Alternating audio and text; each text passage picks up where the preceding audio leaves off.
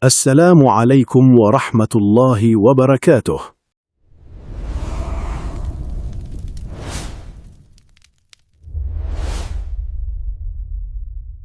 Malam semakin larut. Saat kebanyakan orang terlelap dalam mimpi, ada sebagian manusia yang justru membuka pintu menuju dunia lain. Dunia yang tak terlihat, namun jejaknya nyata. Tangisan tanpa sebab, kematian misterius, kekayaan mendadak, hingga kutukan yang diwariskan turun-temurun. Selamat datang di Pesugihan Berantai, tempat di mana kisah santet, ilmu hitam, ritual gaib, dan perjanjian terlarang akan diungkap satu persatu. Di balik rumah yang tampak biasa, bisa saja tersimpan kamar rahasia penuh sesajen. Di balik senyum tetangga, mungkin tersembunyi dendam yang dikirim lewat santet. Dan di balik kekayaan seseorang, belum tentu berasal dari kerja keras. Bisa jadi ada tumbal yang telah diserahkan.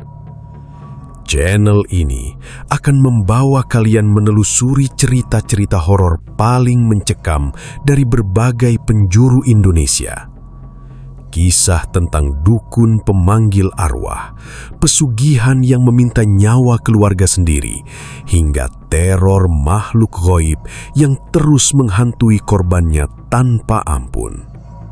Namun, ingat, tidak semua cerita di sini hanya sekedar dongeng. Sebagian berasal dari kisah nyata, dari pengakuan orang-orang yang pernah terlibat langsung dengan dunia gelap yang seharusnya tidak disentuh manusia. Matikan lampu jika kalian berani. Gunakan headset dan dengarkan setiap bisikan dalam kegelapan. Karena sekali kalian masuk ke dalam rantai ini, belum tentu bisa keluar dengan tenang. Saya akan menemani kalian menelusuri setiap misteri, setiap kutukan, dan setiap teror yang tersembunyi di balik dunia pesugihan. Ini adalah Pesugihan Berantai, tempat di mana kegelapan mulai berbicara. Pagi itu, aroma amis ayam bercampur bau selokan pasar kembali memenuhi udara. Sari duduk diam di balik meja kayu lapuk miliknya, sambil menatap beberapa ekor ayam potong yang tergantung di kait besi. Dari tadi subuh belum ada satupun pembeli yang benar-benar membeli dagangannya. Orang-orang hanya lewat, melihat sekilas, lalu memilih kios lain yang lebih ramai. Padahal dulu kios kecil miliknya selalu dipenuhi ibu-ibu yang berebut ayam segar sebelum matahari naik tinggi. Sari menghela napas panjang sambil mengusap tangannya yang dingin terkena air cucian ayam sejak pagi. Matanya sembab karena semalaman ia tidak tidur, memikirkan hutang yang semakin menumpuk. Di bawah meja kayu itu ada buku catatan lusuh berisi daftar pinjaman dari tengkulak pasar, koperasi, sampai rentenir kampung yang mulai sering datang ke rumahnya. "Bu, jadi beli nggak ayamnya?" tanya Sari pelan pada seorang ibu yang berdiri di depan kios. Ibu itu menggeleng sambil melirik kios sebelah. "Nggak dulu deh Bu Sari, di sana lebih murah." Kalimat itu terasa seperti tamparan yang sudah terlalu sering ia dengar beberapa bulan terakhir. Sari hanya memaksakan senyum walaupun dadanya terasa sesak. Setelah pembeli itu pergi, ia menunduk pelan sambil menggigit bibirnya sendiri menahan air mata. Di pasar itu semua orang tahu kehidupan Sari tidak mudah. Sejak suaminya meninggal 2 tahun lalu karena kecelakaan truk pengangkut ayam, Sari harus mengurus semuanya sendiri. Ia membesarkan anak laki-lakinya yang masih duduk di bangku SMP sambil meneruskan usaha ayam potong peninggalan suaminya. Awalnya ia masih mampu bertahan, tetapi semakin lama keadaan semakin buruk.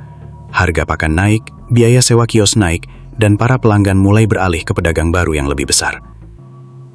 Suara teriakan pedagang sayur dan denting timbangan pasar terdengar bersahutan di sekitar kiosnya. Namun di tengah keramaian itu, kios Sari justru terlihat seperti tempat yang dilupakan. Ayam-ayam dagangannya mulai tampak pucat karena terlalu lama tergantung. Tiba-tiba seorang pria bertubuh besar datang menghampiri kiosnya. Wajahnya garang dengan kumis tebal dan jaket hitam lusuh. Sari langsung mengenali orang itu. Dadanya mendadak berdebar keras. "Bu Sari," ucap pria itu dingin. Sari menelan ludah. "Iya Pak, udah lewat seminggu dari janji pembayaran." Sari buru-buru membuka laci kayunya dan mengambil beberapa lembar uang lusuh. "Saya baru ada segini dulu Pak, nanti saya bayar sisanya." Pria itu melirik uang tersebut lalu tertawa sinis. "Segini, buat bunga aja kurang." Sari menunduk malu ketika beberapa pedagang lain mulai memperhatikan. "Tolong kasih waktu lagi Pak, dagangan lagi sepi." Pria itu mendekat, sampai aroma rokok dan keringatnya terasa menusuk. "Saya nggak peduli dagangan sepi atau rame. Kalau 3 hari lagi belum lunas, motor sama kios ini saya ambil." Jantung Sari seperti runtuh mendengar ancaman itu. Motor tua miliknya adalah satu-satunya alat untuk mengangkut ayam dari pengepul. Kalau motor itu diambil, habislah semuanya. Setelah pria itu pergi, Sari duduk lemas di kursinya. Tangannya gemetar. Ia memandangi ayam-ayam yang tergantung sambil merasa seperti hidupnya ikut tergantung tanpa kepastian. Menjelang siang, panas pasar mulai menyengat. Keringat mengalir di leher Sari sementara dagangannya belum juga habis. Biasanya sebelum duhur ayam-ayam itu sudah laku semua, tetapi sekarang masih banyak tersisa. Ia mulai takut ayam itu membusuk dan tidak bisa dijual besok. Di tengah lamunannya, seorang pedagang bumbu tua bernama Mak Ipah datang menghampiri. Wanita tua itu membawa kantong plastik hitam dan duduk pelan di samping kios. "Sepi lagi, Sar?" tanyanya pelan. Sari tersenyum pahit. "Udah biasa sekarang, Mak." Mak Ipah memandang sekitar, seolah memastikan tidak ada yang mendengar. "Kamu masih kuat begini terus?" Sari diam sesaat sebelum menjawab lirih. "Mau gimana lagi, Mak? Kalau saya berhenti jualan, anak saya makan apa?" Mak Ipah mengangguk pelan sambil memainkan ujung kerudungnya. "Aku dulu pernah kenal orang yang nasibnya kayak kamu." Sari mulai memperhatikan. "Terus, sekarang dia punya 3 kios di pasar." Sari tertawa kecil hambar. "Pasti modalnya gede." Mak Ipah justru mendekatkan wajahnya dan berbisik pelan. "Bukan modal biasa." Sari mengernyit bingung. "Maksudnya?" Wanita tua itu menatap mata Sari lama sekali sebelum menjawab. "Kadang kalau manusia udah terlalu terdesak, ada jalan lain yang bisa dipakai." Angin pasar mendadak terasa dingin bagi Sari. "Jalan lain apa, Mak?" Mak Ipah tidak langsung menjawab. Ia malah melirik ke arah belakang pasar, ke tempat deretan pohon besar dan area kuburan tua yang sudah lama terbengkalai. Kuburan belakang pasar itu masih ada penunggunya. Sari langsung merinding mendengar kalimat itu. "Ah, Mak, jangan bercanda." Malam Jumat itu, pasar sudah berubah menjadi tempat yang sangat berbeda dari biasanya. Tidak ada lagi suara tawar-menawar pembeli, tidak ada teriakan pedagang sayur, tidak ada denting timbangan besi yang sejak pagi memenuhi udara. Semua kios tertutup rapat, dan lorong pasar hanya diterangi beberapa lampu kuning redup yang berkedip pelan seperti hampir mati. Bau amis ikan bercampur genangan air hujan menciptakan suasana lembab yang membuat dada Sari terasa sesak. Sari berjalan pelan sambil memegangi ujung jilbabnya yang tertiup angin malam. Tangannya menggenggam arat kain kecil pemberian Mak Ipah berisi bunga layu dan kemenyan. Sejak sore tadi, pikirannya terus kacau.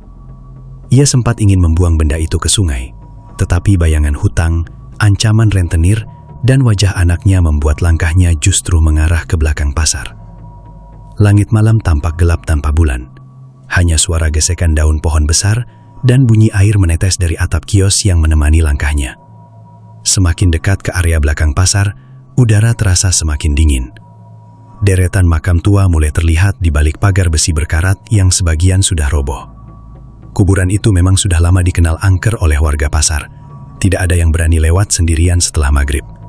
Konon dulu, tempat itu adalah area pemakaman lama sebelum pasar dibangun. Beberapa pedagang sering mengaku melihat bayangan hitam berjalan di antara makam saat malam hari. Sari berhenti tepat di depan gerbang kuburan yang setengah terbuka. Dadanya berdebar sangat keras. "Astagfirullah," bisiknya pelan. Ia hampir berbalik pulang ketika tiba-tiba suara Mak Ipah terdengar dari dalam gelap. "Masuklah, dia sudah menunggu." Sari tersentak. "Mah." Wanita tua itu muncul perlahan dari balik pohon kamboja dengan payung hitam di tangannya. Wajahnya terlihat pucat diterpa cahaya lampu pasar yang samar. "Saya takut, Mah," ucap Sari jujur. Mak Ipah menatapnya tanpa ekspresi.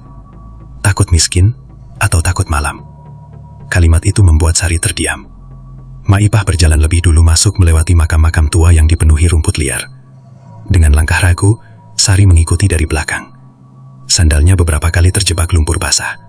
Bau tanah kuburan bercampur aroma bunga busuk menusuk hidungnya. Semakin masuk ke dalam, suasana menjadi semakin sunyi. Bahkan suara jangkrik pun tidak terdengar. Sari mulai merasa seperti ada yang memperhatikan dari balik gelap pepohonan. "Mah," bisiknya lirih. "Iya. Kita mau ketemu siapa?" Maipah tidak langsung menjawab. "Orang yang bisa mengubah nasibmu." Tak lama kemudian mereka sampai di sebuah makam besar tanpa nisan yang dikelilingi lilin merah menyala. Asap kemenyan mengepul tebal memenuhi udara. Di depan makam itu duduk seorang pria tua berjubah hitam dengan rambut panjang beruban. Kepalanya tertunduk sambil memegang tasbih kayu hitam yang terus diputar perlahan di tangannya. Sari langsung merinding melihat sosok itu. "Mbah," ucap Maipah pelan.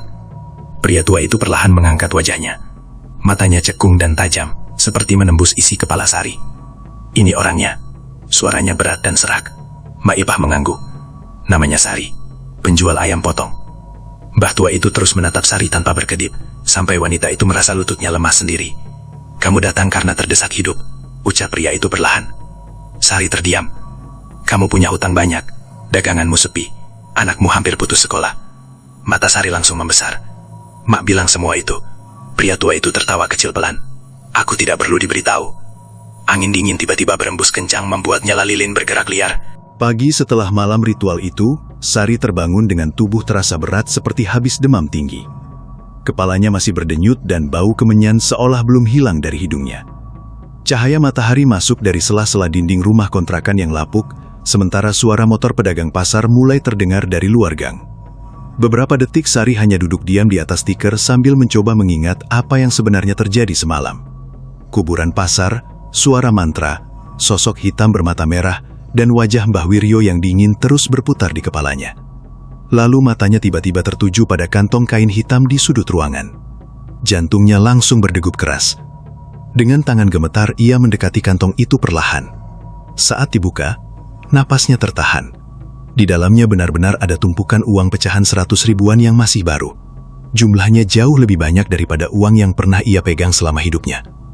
Astagfirullah. Tubuh Sari langsung lemas. Ia menghitung uang itu berkali-kali sambil berharap semuanya hanya mimpi. Tetapi jumlahnya tetap sama. Puluhan juta rupiah tersusun rapi di hadapannya. "Ibu?" Suara Rian dari belakang membuat Sari buru-buru menutup kantong kain itu. "Kamu ngapain pagi-pagi?" tanya anaknya sambil mengucek mata. Gak apa-apa." Rian memandang ibunya heran. "Ibu sakit?" Sari memaksakan senyum. "Cuma kurang tidur." Namun di dalam dadanya, ketakutan bercampur bingung mulai memenuhi pikirannya. Ia tahu uang itu bukan uang biasa. Tidak mungkin seseorang tiba-tiba mendapat uang sebanyak itu setelah ritual mengerikan di kuburan pasar. Tetapi ketika ia melihat kondisi rumahnya yang hampir roboh dan mengingat ancaman rentenir, hati kecilnya mulai goyah. Siang harinya Sari pergi ke pasar lebih awal dari biasanya. Dengan uang dari kantong hitam itu, ia membeli stok ayam lebih banyak dari biasanya. Para pengepul sampai heran melihat perubahan mendadak itu. "Wah, Bu Sari borong banyak sekarang," kata salah satu pengepul sambil tertawa. Sari hanya tersenyum kecil. "Iya, mau coba tambah dagangan." Namun sejak pertama membuka kios pagi itu, sesuatu yang aneh mulai terjadi. Belum juga matahari tinggi, pembeli sudah berdatangan tanpa henti. Orang-orang yang biasanya lewat begitu saja, kini langsung berhenti di depan kiosnya. "Ayamnya seger banget, Bu. Saya 2 kilo. Saya 5 ekor sekalian." Tangan Sari sampai kewalahan melayani pembeli. Bahkan beberapa orang rela antre panjang hanya untuk membeli ayam di kiosnya. Padahal kios sebelah menjual harga lebih murah. Sari mulai bingung sendiri. Biasanya sampai siang ayamnya masih banyak tersisa. Tetapi kali ini sebelum jam 11 semua dagangannya habis total. Pedagang sebelah sampai melongok heran. "Gila, Sar. Sekarang laris banget." Sari tertawa kecil kaku. Alhamdulillah. Namun dalam hati ia mulai teringat ucapan Mbah Wiryo. "Mulai malam ini, rezekimu akan dibukakan." Kalimat itu membuat tengkuknya terasa dingin. Sore harinya saat hendak pulang, rentenir yang kemarin mengancamnya kembali datang ke pasar. Kali ini wajah pria itu justru berubah ramah ketika Sari langsung menyerahkan seluruh uang hutangnya. "Nah gitu dong Bu Sari," ucap pria itu sambil menghitung uang. Sari hanya diam. Pria itu lalu tertawa kecil. Ternyata lagi banyak rezeki sekarang. Sari tidak menjawab. Saat pria itu pergi, Mak Ipah tiba-tiba muncul di samping kiosnya, seperti sudah tahu semuanya. "Sudah mulai terasa hasilnya?" tanyanya pelan. Sari langsung menatap wanita tua itu. "Uang itu dari mana sebenarnya, Mak?" Mak Ipah tersenyum samar. Yang penting sekarang hidupmu berubah. Tapi saya takut. Takut karena kaya mendadak. Sari menggeleng pelan. Saya takut sama yang saya lihat semalam. Mak Ipah mendekat, lalu berbisik lirih. Kalau kamu mau terus hidup enak, jangan banyak bertanya. Malam itu Sari pulang membawa banyak uang hasil jualan. Untuk pertama kalinya setelah berbulan-bulan, wajah Rian terlihat bahagia saat makan malam. Ibu sekarang dagangannya rame lagi ya? Sari mengangguk kecil. Iya, syukur deh. Aku takut ibu sakit terus mikirin uang. Ucapan polos anaknya membuat hati Sari terasa sesak. Ia menatap wajah Rian lama sekali, sambil teringat sosok hitam di kuburan itu.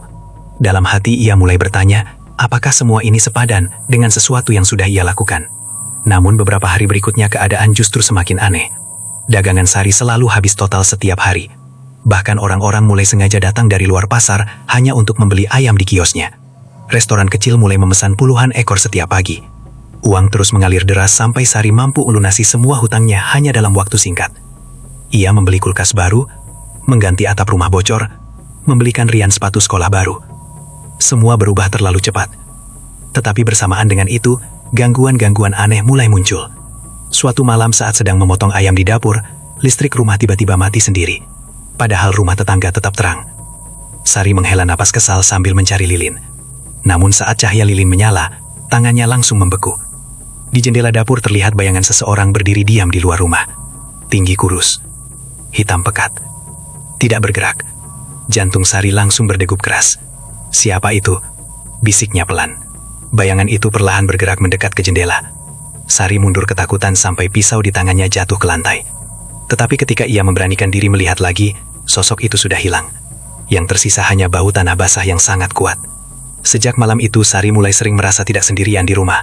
Kadang terdengar suara langkah kaki di atap tengah malam. Kadang suara ayam berkokok padahal tidak ada kandang ayam di sekitar rumah. Kadang pintu dapur terbuka sendiri menjelang subuh. Namun yang paling membuatnya takut adalah mimpi-mimpinya. Hampir setiap malam Sari bermimpi berjalan di kuburan belakang pasar sambil membawa ember penuh darah ayam. Di belakangnya selalu ada sosok hitam yang mengikuti sambil tertawa pelan. Setiap kali bangun, tubuhnya selalu basah oleh keringat dingin. Suatu malam Rian tiba-tiba keluar kamar dengan wajah pucat. Ibu? Sari yang sedang menghitung uang langsung menoleh. Kenapa? Rian tampak ragu. Tadi ada orang di dapur. Tubuh Sari langsung tegang.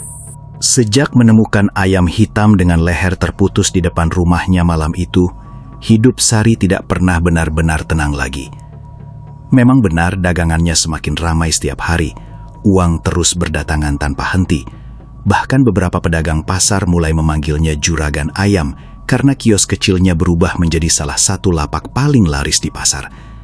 Tetapi di balik semua itu, rasa takut perlahan tumbuh seperti racun yang mengendap di dalam dadanya. Pagi itu, pasar kembali ramai sejak subuh. Suara pisau membelah daging, teriakan tukang sayur, dan bunyi motor pengangkut ayam memenuhi lorong-lorong sempit pasar tradisional itu. Di kiosnya, Sari sibuk melayani pembeli yang datang silih berganti tanpa jeda. Bu Sari, tambah 3 kilo lagi. Saya pesan buat restoran besok pagi ya. Ayamnya jangan sampai habis dulu, Bu. Sari tersenyum sambil melayani semua pesanan, tetapi matanya tampak lelah dan cekung. Ia hampir tidak tidur semalaman karena terus memikirkan bisikan aneh yang didengarnya di depan rumah. Jangan lupa janji. Kalimat itu terus terngiang di kepalanya. Saat sedang memotong ayam, tiba-tiba pisau di tangan Sari terpeleset dan melukai jarinya sendiri. Aduh, darah segar langsung menetes ke meja potong. Anehnya, beberapa ekor ayam mentah yang tergantung di kios mendadak bergerak pelan seperti masih hidup. Sayapnya bergetar sendiri meski jelas-jelas sudah mati. Sari langsung membeku. Seorang pembeli sampai heran melihat wajah pucatnya. Bu, kenapa? Sari buru-buru menggeleng. Nggak apa-apa. Namun jantungnya berdetak semakin keras ketika darah dari jarinya menetes ke lantai kios dan perlahan menghilang begitu saja seperti diserap sesuatu. Siang harinya, Mak Ipah datang menghampiri kios sambil membawa kantong plastik hitam. Wanita tua itu tersenyum melihat keramaian di kios Sari. Sekarang kamu sudah percaya? Sari langsung menarik Mak Ipah ke belakang kios. Mak, saya mulai diganggu. Mak Ipah justru terlihat tenang. Diganggu bagaimana? Sari menelan ludah. Saya dengar suara bisikan. Saya lihat bayangan hitam. Anak saya juga lihat. Mak Ipah terdiam sesaat sebelum berbisik pelan. Itu penunggunya. Tubuh Sari langsung merinding. Mak bilang perjanjiannya cuma buat buka rezeki. Dan rezekimu memang dibuka. Tapi saya takut. Mak Ipah menatap lurus ke mata Sari. Kalau takut, seharusnya kamu jangan datang ke kuburan malam itu. Kalimat itu membuat Sari terdiam. Wanita tua itu lalu mengeluarkan bungkusan kecil dari kantong plastiknya. Sudah hampir 2 bulan, kios ayam milik Sari menjadi yang paling ramai di pasar itu. Sejak subuh, orang-orang sudah mengantre membawa kantong plastik dan ember besar hanya untuk membeli ayam dagangannya. Bahkan beberapa rumah makan dari luar kecamatan mulai rutin mengambil stok langsung ke kiosnya setiap pagi. Tidak sedikit pedagang lain yang diam-diam iri melihat perubahan hidup Sari yang begitu cepat. Dulu Sari hanyalah janda kurus dengan wajah lelah yang sering duduk termenung di kios sepi. Bajunya sederhana, motornya tua, dan dagangannya sering tidak habis sampai sore. Namun sekarang semuanya berubah. Ia sudah mampu menyewa 2 kios tambahan, membeli motor baru untuk mengangkut ayam, bahkan memperbaiki rumah kontrakannya menjadi lebih layak. Tetapi semakin besar kesuksesan itu terlihat, semakin banyak mata yang mulai memperhatikan dengan penuh curiga. Pagi itu pasar sangat ramai. Bau daging segar bercampur aroma bumbu dan asap gorengan memenuhi udara. Sari sedang sibuk melayani pembeli ketika 2 pedagang sayur di depan kiosnya terlihat berbisik-bisik sambil terus melirik ke arahnya. Itu lihat, dari dulu dagangannya paling sepi. Iya, sekarang malah kayak nggak pernah rugi. Katanya tiap malam suka pergi ke belakang pasar. Sari pura-pura tidak mendengar, tetapi telinganya menangkap semua bisikan itu. Seorang pembeli kemudian berkata sambil tertawa kecil, "Bu Sari sekarang jadi orang kaya pasar nih." Sari hanya memaksakan senyum. "Doain aja lancar terus, Bu." Namun jauh di dalam hatinya, ketakutan mulai tumbuh semakin besar. Ia tahu semua keberuntungan ini bukan sesuatu yang normal. Saat sedang memotong ayam, tiba-tiba darah dari leher ayam yang baru dipotong muncrat mengenai wajahnya. Anehnya, darah itu terasa hangat sekali, hampir seperti darah manusia. Sari buru-buru mengusap mukanya sambil merinding. Di saat bersamaan, ia merasa ada seseorang berdiri di belakangnya. Perlahan ia menoleh. Kosong. Namun dari kaca kecil di sisi kios, Sari sempat melihat pantulan sosok hitam tinggi berdiri tepat di belakang kursinya sebelum menghilang begitu saja. Jantungnya langsung berdegup keras. "Bu?" panggil salah satu pembeli. Sari tersentak. Iya, sebentar." Tangannya mulai gemetar saat membungkus ayam pesanan. Menjelang siang, Mak Ipah datang sambil membawa kopi hitam dalam gelas plastik. Capek kelihatannya, ucap wanita tua itu pelan. Sari langsung menarik Mak Ipah ke belakang kios. "Mak, orang-orang mulai curiga." Mak Ipah justru terlihat santai. "Biarin saja, mereka ngomong macam-macam. Kalau orang miskin mendadak kaya, pasti jadi omongan." Sari menggigit bibirnya sendiri. "Tapi saya takut." Mak Ipah menatap lurus ke arah mata Sari. "Yang harus kamu takutkan bukan manusia." Kalimat itu membuat tengkuk Sari dingin. Belum sempat ia menjawab, tiba-tiba terdengar suara gaduh dari depan pasar. Beberapa pedagang berkerumun sambil berteriak panik. Ada yang pingsan. Sari dan Mak Ipah langsung keluar melihat keramaian. Seorang kuli angkut bernama Darman tergeletak di lantai pasar dengan wajah pucat pasi. Tubuhnya dingin seperti mayat. Beberapa orang mencoba membangunkannya. "Air, cepat ambil air." Namun yang membuat Sari merinding adalah posisi tubuh Darman berada tepat di depan kiosnya.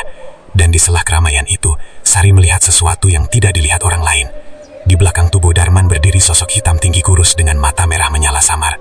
Diam, menatap lurus ke arah Sari. Napas Sari langsung tercegat. Ia mundur perlahan sampai menabrak meja ayamnya sendiri. "Sari?" tanya Mak Ipah pelan. Sari menunjuk gemetar ke arah kerumunan. "Itu, jangan lihat terlalu lama," bisik Mak Ipah cepat. Sari langsung menunduk ketakutan. Tak lama kemudian Darman siuman sambil batu keras. Namun pria itu terlihat linglung. Ada orang hitam," ucapnya terbata-bata. Pedagang lain langsung tertawa. "Ah, ngaco kamu, mungkin kecapean." Tetapi Darman terus gemetar sambil menunjuk ke arah kios Sari. Dia berdiri di sana. Keramaian mendadak sunyi beberapa detik. Semua mata perlahan menoleh ke arah kios Sari. Tubuh Sari langsung dingin. Salah satu pedagang ikan berbisik pelan kepada temannya. "Jangan-jangan benar." Bisik-bisik mulai menyebar semakin cepat di seluruh pasar. Sejak kejadian itu, suasana pasar berubah aneh. Banyak pedagang mulai membicarakan Sari diam-diam. Ada yang bilang ia memelihara tuyul. Sejak ucapan Mak Ipah malam itu, hidup Sari berubah semakin mencekam. Ia tidak lagi bisa menikmati uang dan kesuksesan yang datang begitu cepat. Setiap kali menghitung hasil dagangan, yang terbayang justru mata merah sosok hitam yang terus muncul di rumah dan kiosnya. Kata tumbal terus berputar di kepalanya seperti suara yang tidak mau hilang. Pagi itu pasar tampak lebih ramai dari biasanya. Truk pengangkut ayam datang silih berganti, para kuli angkut berteriak saling memanggil, dan bau amis bercampur lumpur memenuhi lorong sempit pasar. Dari kejauhan, kios Sari terlihat paling mencolok karena dipenuhi antrian pembeli sejak subuh. Namun, di balik wajah sibuknya, Sari tampak pucat dan matanya cekung.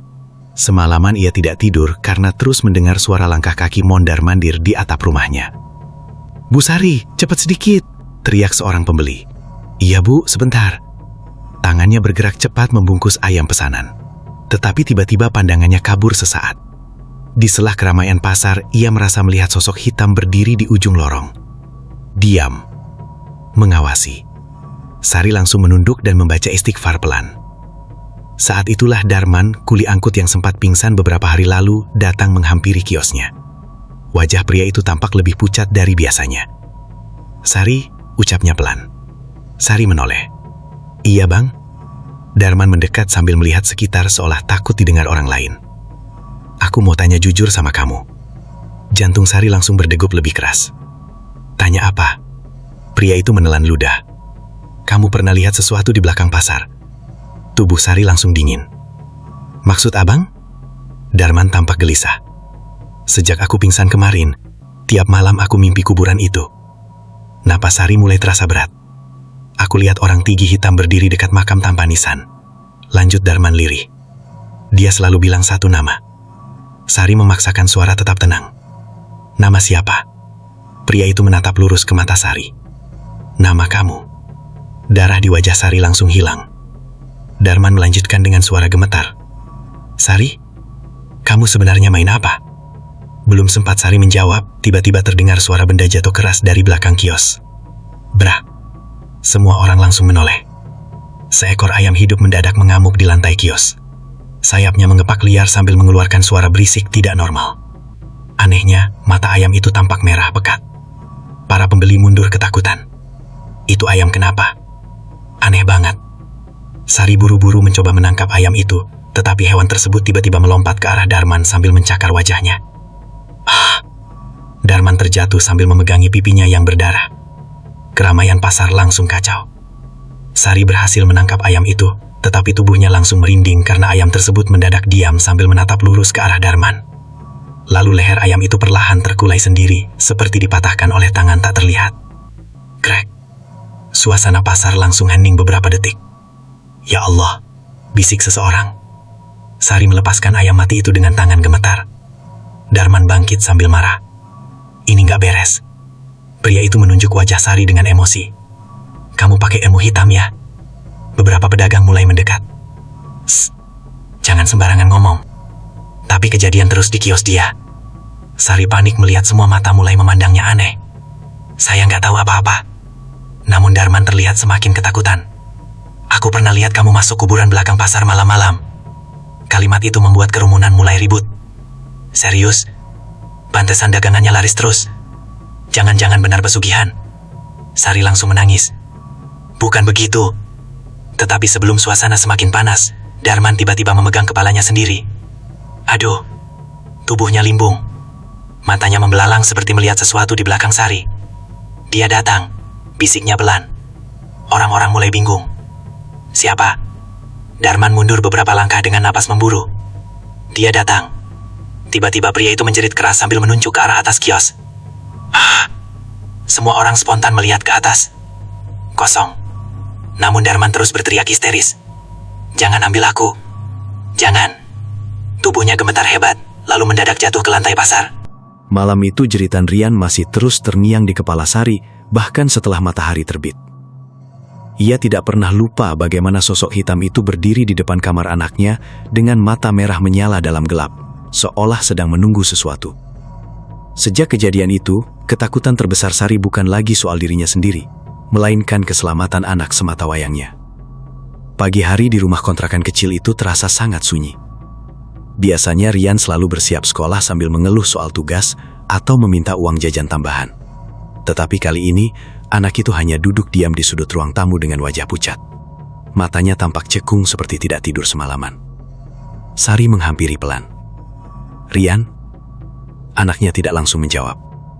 "Kamu sakit?" Rian menggeleng pelan tanpa menatap ibunya. Sari duduk di sampingnya. "Tadi malam kamu lihat apa?" Tubuh Rian langsung menegang. "Jangan bahas lagi, Bu."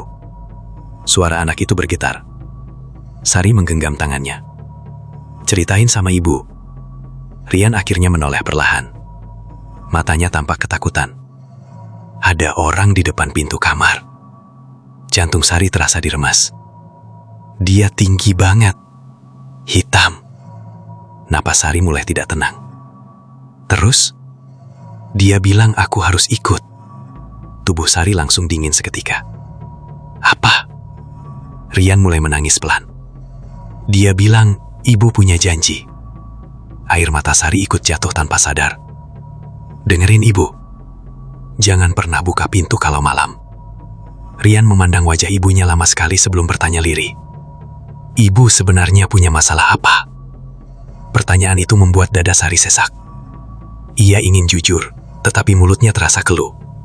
Bagaimana mungkin ia menjelaskan bahwa semua teror itu berasal dari perjanjian gelap yang ia lakukan sendiri? Sari hanya memeluk anaknya erat. "Maafin ibu." Hari itu Sari memutuskan tidak ajak Rian keluar rumah. Ia bahkan berpikir untuk berhenti berjualan beberapa hari. Tetapi rasa takut kehilangan semua yang sudah didapat membuat pikirannya semakin kacau. Menjelang siang, Mak Ipah datang ke rumah sambil membawa kantong kain hitam. Wanita tua itu langsung sadar suasana rumah berbeda. "Anakmu lihat dia ya?" tanyanya pelan. Sari langsung menarik Mak Ipah ke dapur. "Mak, mereka mulai ganggu Rian." Mak Ipah terlihat tidak terkejut sama sekali. "Itu artinya penunggunya mulai menagih. Saya nggak mau anak saya kenapa-kenapa." Suara Sari hampir berubah menjadi tangisan. Mak Ipah menghela napas panjang. "Kalau begitu kamu harus lebih patuh." "Sampai kapan?" "Sampai mereka puas." Jawaban itu membuat tubuh Sari lemas. "Saya nggak kuat lagi." Mak Ipah lalu mengeluarkan benda kecil dari kantong kain hitamnya. Sebuah gelang anyaman hitam dengan bau kemenyan sangat kuat. "Pakaikan ini ke tangan anakmu." Sari mengernyit. "Buat apa?" "Biar dia tidak diambil dulu." Kata "dulu" membuat jantung Sari semakin kacau. Malam harinya hujan turun sangat deras. Angin membuat genting rumah berbunyi keras berkali-kali. Sari memutuskan tidur di kamar Rian karena takut meninggalkan anaknya sendirian. Lampu kamar tetap menyala terang. Namun sekitar pukul 1 malam, suara ayam berkokok tiba-tiba terdengar sangat dekat dari luar rumah. "Kukuruyuyuk." Suara itu panjang dan serak. Tubuh Sari langsung tegang. Rian yang tadinya tidur perlahan membuka mata. "Ibu, diam di sini." "Kukuruyuyuk." Suara ayam itu terdengar lagi. Tetapi kali ini seperti tepat di depan jendela kamar. Sari memberanikan diri melirik ke arah jendela. Dan napasnya langsung tercekat. Di balik tirai tipis terlihat siluet sosok tinggi berdiri diam. Tidak bergerak. Air hujan mengalir di tubuh hitamnya. Mata merahnya menyala samar di balik kelam malam. Rian langsung memegang tangan ibunya erat. "Itu dia." Suara anak itu hampir tidak terdengar. Sari buru-buru membaca doa sambil memeluk Rian. Namun tiba-tiba terdengar suara ketukan dari dalam lemari kamar. "Tok! Tok! Tok!" Sari langsung menoleh.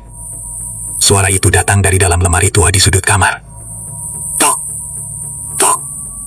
Rian mulai menangis ketakutan. "Ibu?" Sari berdiri perlahan sambil mengambil sapu kayu di dekat pintu. Ketukan itu semakin keras. "Tok! Tok! Tok!" Dengan tangan gemetar Sari membuka pintu lemari cepat-cepat. Kosong. Tidak ada siapa-siapa. Tetapi bau tanah kuburan langsung menyebar memenuhi kamar. Dan di dasar lemari terdapat boneka ayam kecil dari jerami yang berlumuran darah segar. Rian langsung menjerit. "Itu apa?" Sari membuang boneka itu keluar kamar sambil gemetar hebat. Tiba-tiba lampu kamar berkedip cepat. Cedak. Cedak. Cedak. Lalu suara berat parau terdengar dari arah jendela.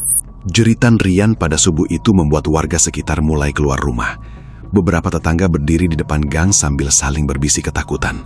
Suara anak laki-laki itu terdengar panjang dan menyayat, seperti orang yang sedang disiksa sesuatu yang tidak terlihat. Sari langsung berlari pulang bersama Mak Ipah melewati jalanan becek penuh air hujan. Dadanya berdebar sangat keras. Sepanjang perjalanan ia terus membaca doa sambil menangis. Jangan sampai anak saya kenapa-kenapa, tolong. Namun wajah Mak Ipah justru tampak semakin tegang. Saat mereka sampai di rumah kontrakan, suara jeritan itu mendadak berhenti. Sunyi. Sangat sunyi. Jantung Sari terasa hampir copot ketika mendorong pintu rumah. "Rian!" Tidak ada jawaban. Rumah itu terasa dingin sekali meski udara subuh sebenarnya tidak terlalu menusuk.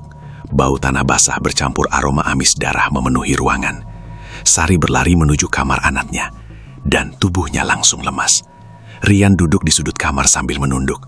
Bajunya basah oleh keringat, rambutnya berantakan, dan di lantai sekitar tubuhnya terdapat coretan tanah hitam berbentuk lingkaran aneh. "Rian!" Anaknya perlahan mengangkat kepala. Matanya merah. Bukan merah karena menangis, tetapi merah seperti bara. Sari langsung memeluknya sambil menangis. "Maafin ibu, maafin." Tubuh Rian terasa dingin seperti es. Lalu anak itu berbisik pelan dengan suara berat yang bukan miliknya. "Dia datang lagi malam Jumat." Tubuh Sari langsung membeku. Mak Ipah yang berdiri di pintu kamar terlihat pucat. "Sudah mulai masuk," bisiknya lirih. Sari menoleh cepat. "Mak, tolong sesuatuin." Mak Ipah menggereng pelan. "Aku nggak bisa lawan penunggu itu." "Terus saya harus gimana?" Wanita tua itu diam beberapa saat sebelum berkata lirih. "Mungkin cuma satu orang yang bisa bantu." Hari itu Sari tidak pergi ke pasar. Untuk pertama kalinya kios ayamnya tutup total. Beberapa pedagang mulai heran karena biasanya Sari tidak pernah absen. Menjelang siang, Mak Ipah membawa Sari menemui seorang ustadz tua bernama Pak Rahmat yang tinggal di ujung kampung dekat musola kecil. Rumah pria itu sederhana dan dipenuhi kitab-kitab tua. Saat Sari masuk, Pak Rahmat langsung memandang wajahnya lama sekali tanpa bicara. Tatapan pria tua itu membuat Sari semakin gelisah. "Ada yang mengikuti kamu," ucap Pak Rahmat akhirnya. Tubuh Sari langsung dingin. Mak Ipah menunduk pelan. "Saya sudah bilang jangan terlalu jauh." Pak Rahmat langsung menatap tajam ke arah Mak Ipah. "Kamu masih berhubungan dengan kuburan pasar itu?" Wanita tua itu tidak menjawab. Sari mulai menangis. "Pak, tolong anak saya." Pak Rahmat mempersilahkan mereka duduk. Wajahnya tampak sangat serius. "Kamu pernah datang ke makam tanpa nisan di belakang pasar?" Sari perlahan mengangguk. Pria tua itu langsung menarik napas panjang. "Berarti kamu sudah terikat." Air mata Sari kembali jatuh. "Saya cuma mau cari jalan buat hidup." Pak Rahmat memejamkan mata sesaat sebelum berkata pelan, "Kuburan itu bukan kuburan biasa." Suasana rumah mendadak terasa berat. Pak Rahmat lalu mulai bercerita dengan suara rendah. "Dulu, sebelum pasar itu dibangun, area belakang pasar adalah tempat pemakaman tua yang sangat dihindari warga. Konon di tempat itu pernah hidup seorang dukun pesugihan bernama Ki Sabrang. Ia terkenal mampu membuat orang kaya mendadak dengan syarat menyerahkan tumbal darah keluarga. Ki Sabrang bukan manusia biasa," ucap Pak Rahmat pelan. "Dia memelihara makhluk penunggu yang tinggal di bawah makam itu." Sari mendengarkan dengan tubuh gemetar. Banyak pedagang dan saudagar datang minta kekayaan. Lanjutnya, awalnya mereka sukses besar, tapi satu persatu keluarganya mati aneh. Mak Ipah menunduk semakin dalam. Ucapan Rian malam itu membuat seluruh tubuh Sari seperti kehilangan tenaga. Anak laki-lakinya berdiri di tengah rumah dengan mata merah menyala samar. Sementara suara yang keluar dari mulutnya bukan lagi suara seorang anak kecil. Suasana rumah berubah sangat dingin. Bahkan napas Sari terlihat seperti embun tipis di udara. "Rian," bisiknya gemetar. Namun anak itu hanya tersenyum aneh. Dia sudah dekat. Pak Rahmat langsung berdiri sambil membaca ayat-ayat doa dengan suara keras. Mak Ipah mundur ketakutan ke sudut ruangan. Lampu rumah berkedip liar, sementara suara ayam berkokok bersahut-sahutan terdengar dari arah pasar, seperti ribuan ayam sedang menjerit bersamaan. "Kukuruyuk, kukuruyuk." Rian tiba-tiba tertawa kecil. Dia lapar. Pak Rahmat mengambil air doa dari dalam tas kecilnya lalu memercikannya ke wajah Rian. "Astagfirullah." Anak itu langsung menjerit keras. Tubuhnya terlempar ke lantai seperti didorong sesuatu yang tidak terlihat. Sari langsung memeluk anaknya sambil menangis. Rian sadar." Perlahan mata merah itu mulai memudar. Tubuh Rian lemas seperti orang kehabisan tenaga. Pak Rahmat bernapas berat. Tidak bisa ditunda lagi. Sari menoleh cepat. Maksud Pak, kita harus pergi ke kuburan malam ini juga. Tubuh Sari langsung dingin. Malam itu hujan turun sangat deras. Langit hitam dipenuhi kilat yang menyambar berkali-kali di atas pasar tua. Sari berjalan bersama Pak Rahmat dan Mak Ipah melewati lorong pasar yang sepi, sambil membawa kantong hitam berisi benda-benda berjanjian. Di dalam kantong itu ada uang pemberian ritual pertama, gelang hitam, tanah kuburan, dan ayam hitam kecil yang sejak dulu disimpan diam-diam di kandang belakang rumah. Anehnya ayam itu tidak pernah mati. Matanya selalu merah menyala setiap malam. Semakin dekat ke area kuburan belakang pasar, udara terasa semakin berat. Bau kemenyan mulai tercium sangat kuat meski hujan turun deras. Sari menggigil hebat. Saya takut. Pak Rahmat berjalan di depan sambil menggenggam tasbih. Kalau kamu mundur sekarang, anakmu yang akan dibawa. Kalimat itu membuat langkah Sari tetap bergerak meski lututnya terasa lemas.